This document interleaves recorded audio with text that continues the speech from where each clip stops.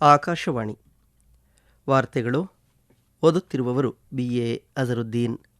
ಮುಖ್ಯಾಂಶಗಳು: ಪಶ್ಚಿಮ ಬಂಗಾಳ ಮತ ಎಣಿಕೆ ಸಿಬ್ಬಂದಿ ನೇಮಕ ವಿಚಾರ, ಆಯೋಗದ ನಿರ್ಧಾರದಲ್ಲಿ ಹಸ್ತಕ್ಷೇಪ ಮಾಡಲು ನಿರಾಕರಿಸಿದ ಸುಪ್ರೀಂ ಕೋರ್ಟ್. 2026-27ನೇ ಸಾಲಿನ 4 ಪ್ರಮುಖ ಸಂಸದೀಯ ಸಮಿತಿಗಳನ್ನು ಪುನರ್ ರಚಿಸಿದ ಲೋಕಸಭಾಧ್ಯಕ್ಷ ಓಂ ಬಿರ್ಲಾ. ಡಿಜಿಟಲ್ ಸುಧಾರಣೆಗಳಿಂದ ಸಣ್ಣ ಉದ್ದಿಮೆಗಳ ಉತ್ಪಾದಕತೆ ವೃದ್ಧಿ, IMF ಶ್ಲಾಘನೆ. ದೇಶಾದ್ಯಂತ ಮೊಬೈಲ್ ತುರ್ತು ಎಚ್ಚರಿಕೆ ವ್ಯವಸ್ಥೆಯ ಪ್ರಾಯೋಗಿಕ ಪರೀಕ್ಷೆ ನಡೆಸಿದ ಕೇಂದ್ರ ಸರ್ಕಾರ. ಥಾಮಸ್ ಕಪ್ 2026 ಬ್ಯಾಡ್ಮಿಂಟನ್ ಸೆಮಿಫೈನಲ್ ಪಂದ್ಯದಲ್ಲಿಂದು ಭಾರತ ಫ್ರಾನ್ಸ್ ಪುರುಷರ ತಂಡಗಳು ಕಣದಲ್ಲಿ. ವಾರ್ತೆಗಳ ವಿವರ. ಮತ ಎಣಿಕೆ ಮೇಲ್ವಿಚಾರಕರಾಗಿ ಕೇಂದ್ರ ಸರ್ಕಾರಿ ನೌಕರರನ್ನು ಮಾತ್ರ ನೇಮಿಸುವ ಚುನಾವಣಾ ಆಯೋಗದ ನಿರ್ಧಾರದಲ್ಲಿ ಹಸ್ತಕ್ಷೇಪ ಮಾಡಲು ಸುಪ್ರೀಂ ಕೋರ್ಟ್ ನಿರಾಕರಿಸಿದೆ.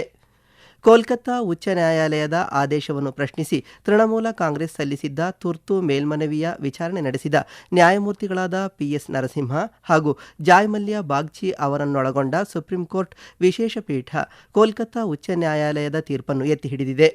ವಿಚಾರಣೆಯ ವೇಳೆ ನ್ಯಾಯಮೂರ್ತಿ ಜಾಯ್ ಮಲ್ಯ ಬಾಗ್ಚಿ ಅಧಿಕಾರಿಗಳ ಆಯ್ಕೆ ಚುನಾವಣಾ ಆಯೋಗಕ್ಕೆ ಬಿಟ್ಟ ವಿಚಾರವಾಗಿದೆ ಎಂದು ಅಭಿಪ್ರಾಯಪಟ್ಟರು. ಪ್ರತಿ ಎಣಿಕೆ ಮೇಜಿನ ಬಳಿ ಈಗಾಗಲೇ ಏಜೆಂಟ್ಗಳು ಮತ್ತು ವೀಕ್ಷಕರು ಇರುವುದರಿಂದ ಕೇಂದ್ರ ಸರ್ಕಾರಿ ನೌಕರರ ಉಪಸ್ಥಿತಿಯ ಬಗ್ಗೆ ಆತಂಕ ಏಕೆ ಎಂದು ಪ್ರಶ್ನಿಸಿದರು. ಇದೇ ವೇಳೆ ನ್ಯಾಯಪೀಠ ಆಯೋಗದ ಸುತ್ತೋಲೆಯನ್ನು ಅಕ್ಷರಶಃ ಪಾಲಿಸಬೇಕು ಎಂದು ಆದೇಶಿಸಿತು. ಪಾರದರ್ಶಕತೆ ಕಾಪಾಡಲು CCTV ದೃಶ್ಯಾವಳಿಗಳನ್ನು ಸಂರಕ್ಷಿಸುವಂತೆ ಕೋರಿದ ಹಿರಿಯ ವಕೀಲ ಕಪಿಲ್ ಸಿಬಲ್ ಅವರ ಮನವಿಗೆ ಸ್ಪಂದಿಸಿದ ಆಯೋಗ ದೃಶ್ಯಾವಳಿಗಳನ್ನು 45 ದಿನಗಳವರೆಗೆ ಸಂಗ್ರಹಿಸಿಡಲಾಗುವುದು ಎಂದು ನ್ಯಾಯಾಲಯಕ್ಕೆ ತಿಳಿಸಿದೆ. ಪಶ್ಚಿಮ ಬಂಗಾಳದ 15 ಮತಗಟ್ಟೆಗಳಲ್ಲಿ ಮರು ಮತದಾನ ನಡೆಸುವಂತೆ ಚುನಾವಣಾ ಆಯೋಗವು ಆದೇಶಿಸಿದೆ. ರಾಜ್ಯದ ಮಗ್ರಾಹತ್ ಪಶ್ಚಿಮ ವಿಧಾನಸಭಾ ಕ್ಷೇತ್ರದ 11 ಮತಗಟ್ಟೆಗಳಲ್ಲಿ ಮತ್ತು ಡೈಮಂಡ್ ಹಾರ್ಬರ್ ವಿಧಾನಸಭಾ ಕ್ಷೇತ್ರದ 4 ಮತಗಟ್ಟೆಗಳಲ್ಲಿ ಇಂದು ಮತದಾನ ನಡೆಯುತ್ತಿದೆ. ಬೆಳಗ್ಗೆ 7ರಿಂದ ಆರಂಭವಾಗಿರುವ ಮತದಾನ ಪ್ರಕ್ರಿಯೆ ಸಂಜೆ 6ರವರೆಗೆ ಜರುಗಲಿದೆ. ಮೊದಲೆರಡು ಗಂಟೆಗಳಲ್ಲಿ 15 ಮತಗಟ್ಟೆಗಳಾದ್ಯಂತ 16%ಕ್ಕೂ ಹೆಚ್ಚಿನ ಪ್ರಮಾಣದಲ್ಲಿ ಮತದಾನವಾಗಿದೆ.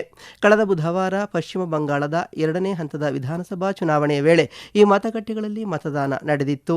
ಈ ವೇಳೆ ಅಕ್ರಮಗಳು ನಡೆದಿರುವ ಕುರಿತು ಸಂಬಂಧಪಟ್ಟ ಚುನಾವಣಾಧಿಕಾರಿಗಳು ಮತ್ತು ವೀಕ್ಷಕರಿಂದ ಬಂದ ವರದಿಗಳ ಆಧಾರದ ಮೇಲೆ ಆಯೋಗವು ಈ ನಿರ್ಧಾರ ಕೈಗೊಂಡಿದೆ. ಲೋಕಸಭೆಯ ಸಭಾಧ್ಯಕ್ಷ ಓಂ ಬಿರ್ಲಾ ಅವರು 2026-27ನೇ ಸಾಲಿನ 4 ಪ್ರಮುಖ ಸಂಸದೀಯ ಸಮಿತಿಗಳನ್ನು ಪುನರ್ ರಚಿಸಿದ್ದಾರೆ. ಈ ಸಮಿತಿಗಳ ಅವಧಿ ಈ ತಿಂಗಳ 1ರಿಂದ ಆರಂಭವಾಗಿದ್ದು ಮುಂದಿನ ವರ್ಷದ ಏಪ್ರಿಲ್ 30ರವರೆಗೆ ಇರಲಿದೆ. ಬಿಜೆಪಿ ಸಂಸದ ಡಾ ಸಂಜಯ್ ಜೈಸ್ವಾಲ್ ಅವರನ್ನು 30 ಸದಸ್ಯರಿರುವ ಅಂದಾಜು ಸಮಿತಿಯ ಅಧ್ಯಕ್ಷರಾಗಿ ನೇಮಿಸಲಾಗಿದೆ.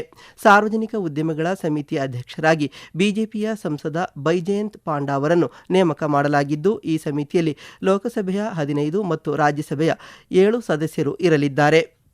ಕಾಂಗ್ರೆಸ್ ಸಂಸದ KC ವೇಣುಗೋಪಾಲ್ ಅವರನ್ನು ಸಾರ್ವಜನಿಕ ಲೆಕ್ಕಪತ್ರ ಸಮಿತಿಯ ಅಧ್ಯಕ್ಷರನ್ನಾಗಿ ನೇಮಕ ಮಾಡಲಾಗಿದೆ. ಇನ್ನು ಪರಿಶಿಷ್ಟ ಜಾತಿ ಮತ್ತು ಪರಿಶಿಷ್ಟ ಪಂಗಡಗಳ ಕಲ್ಯಾಣ ಸಮಿತಿಯ ಅಧ್ಯಕ್ಷರಾಗಿ ಬಿಜೆಪಿ ಸಂಸದ ಫಗ್ಗನ್ ಸಿಂಗ್ ಕುಲಾಸ್ತೆ ಅವರನ್ನು ನೇಮಿಸಲಾಗಿದೆ.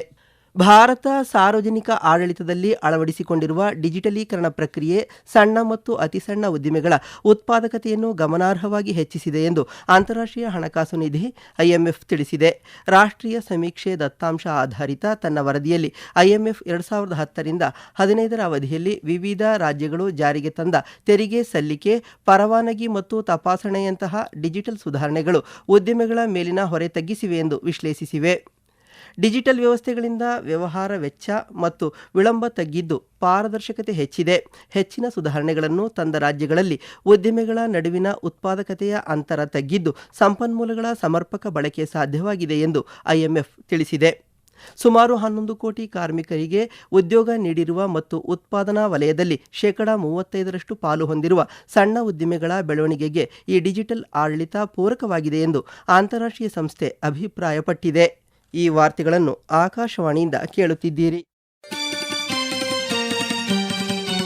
ನಮ್ಮ ಎಲ್ಲಾ ರಾಷ್ಟ್ರೀಯ ವಾರ್ತೆಗಳು ಹಾಗೂ ಪ್ರದೇಶ ಸಮಾಚಾರ ಈಗ ಆಕಾಶವಾಣಿ ನ್ಯೂಸ್ ಕನ್ನಡ ಯೂಟ್ಯೂಬ್ ಚಾನೆಲ್ನಲ್ಲಿ ಲಭ್ಯ.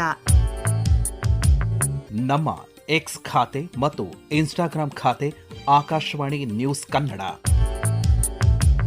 ಹೆಚ್ಚಿನ ಮಾಹಿತಿಗಾಗಿ ನಮ್ಮ ಫೇಸ್ಬುಕ್ ಖಾತೆ AIR ಕನ್ನಡ ನ್ಯೂಸ್ ಅನುಸರಿಸಿ. ಮಾಹಿತಿಯ ಹೂರಣ ವಾರದ ಕಾರ್ಯಕ್ರಮ ಪ್ರಚಲಿತ ವಿದ್ಯಮಾನ ಪ್ರತಿ ಬುಧವಾರ 9:15ಕ್ಕೆ. ನೈಸರ್ಗಿಕ ವಿಕೋಪಗಳು ಮತ್ತು ತುರ್ತು ಸಂದರ್ಭದಲ್ಲಿ ನಾಗರಿಕರ ಸುರಕ್ಷತೆಯನ್ನು ಖಚಿತಪಡಿಸಲು ಕೇಂದ್ರ ಸರ್ಕಾರ ಇಂದು ಸೆಲ್ ಬ್ರಾಡ್ಕಾಸ್ಟ್ ಅಲರ್ಟ್ ಎಂಬ ಸ್ವದೇಶಿ ಮೊಬೈಲ್ ತುರ್ತು ಎಚ್ಚರಿಕೆಯ ವ್ಯವಸ್ಥೆಯನ್ನು ದೇಶಾದ್ಯಂತ ಯಶಸ್ವಿಯಾಗಿ ಪರೀಕ್ಷಿಸಿದೆ. ರಾಷ್ಟ್ರೀಯ ವಿಪತ್ತು ನಿರ್ವಹಣಾ ಪ್ರಾಧಿಕಾರದ ವತಿಯಿಂದ ಈ ಪರೀಕ್ಷಾರ್ಥ ಸಂದೇಶವನ್ನು ರವಾನಿಸಲಾಗಿದೆ. ಇಂದು ಅನೇಕ ನಾಗರಿಕರ ಮೊಬೈಲ್ ಫೋನ್ಗಳಿಗೆ ಫ್ಲಾಶ್ SMS ಸಂದೇಶಗಳು ಬಂದಿದ್ದು, ಇದು ಕೇವಲ ಪರೀಕ್ಷಾರ್ಥ ಸಂದೇಶ. ಸಾರ್ವಜನಿಕರು ಆತಂಕ ಪಡುವ ಅಗತ್ಯವಿಲ್ಲ ಎಂದು ಸ್ಪಷ್ಟಪಡಿಸಲಾಗಿದೆ. ಸುನಾಮಿ, ಭೂಕಂಪ, ಸಿಡಿಲು ಮತ್ತು ಅನಿಲ ಸೋರಿಕೆಯಂತಹ ತುರ್ತು ಸಂದರ್ಭಗಳಲ್ಲಿ ನಿರ್ದಿಷ್ಟ ಪ್ರದೇಶದ ಜನರಿಗೆ ಏಕಕಾಲದಲ್ಲಿ ಕ್ಷಿಪ್ರವಾಗಿ ಮಾಹಿತಿ ತಲುಪಿಸುವುದು ಈ ತಂತ್ರಜ್ಞಾನದ ಪ್ರಮುಖ ಉದ್ದೇಶವಾಗಿದೆ.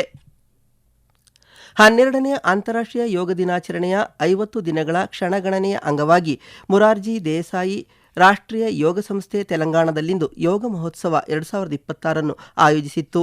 ಸಾರ್ವಜನಿಕರಲ್ಲಿ ಯೋಗದ ಕುರಿತು ಅರಿವು ಮೂಡಿಸಲು ಮತ್ತು ಸಾಮೂಹಿಕ ಭಾಗವಹಿಸುವಿಕೆಯನ್ನು ಉತ್ತೇಜಿಸಲು ಆಯುಷ್ ಸಚಿವಾಲಯ ದೇಶಾದ್ಯಂತ ಹಮ್ಮಿಕೊಂಡಿರುವ ವಿವಿಧ ಕಾರ್ಯಕ್ರಮಗಳ ಭಾಗವಾಗಿ ಈ ಮಹೋತ್ಸವ ಆಯೋಜನೆ ಮಾಡಲಾಗಿತ್ತು. ಸಿಂಗಾಪುರ, ಚೀನಾ, ಬ್ರೆಜಿಲ್ ಸೇರಿದಂತೆ ವಿವಿಧ ದೇಶಗಳ ರಾಯಭಾರ ಕಚೇರಿ ಪ್ರತಿನಿಧಿಗಳು ವರ್ಚುವಲ್ ಆಗಿ ಈ ಕಾರ್ಯಕ್ರಮದಲ್ಲಿ ಪಾಲ್ಗೊಂಡಿದ್ದರು.